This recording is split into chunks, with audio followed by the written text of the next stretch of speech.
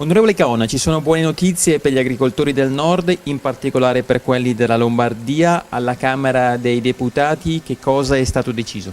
Sì, si è votata una risoluzione, siamo riusciti a far votare una risoluzione anche a quegli altri partiti che magari non vedono il nord così vicino, grazie a una grande squadra che in questo momento è la Lega. La Lega può contare su questi 3 regioni che danno degli input precisi e noi qui alla Camera portiamo avanti. In questo caso qua il problema delle alluvioni, il problema di una brutta stagione che sta puntando l'agricoltura, purtroppo l'agricoltura del nord sta subendo, e è stata votata questa risoluzione che il governo si impegna ad attuare tutte quelle misure per riuscire a ristorare queste aziende agricole che sicuramente subiranno dei problemi.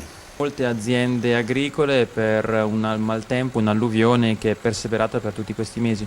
Sì, è perseverata per tutti questi mesi, addirittura aziende che non sono riuscite a fare la semina perché i campi erano sempre allagati, ma siamo riusciti anche a inserire dentro anche le ultime problematiche. Proprio il 13 di luglio grandinate in tutte le zone della Lombardo-Venete, e questo è sicuramente una cosa che fa sì che queste aziende possano sentirsi vicine dalla politica, cioè la politica sta cercando di seguire queste problematiche territoriali.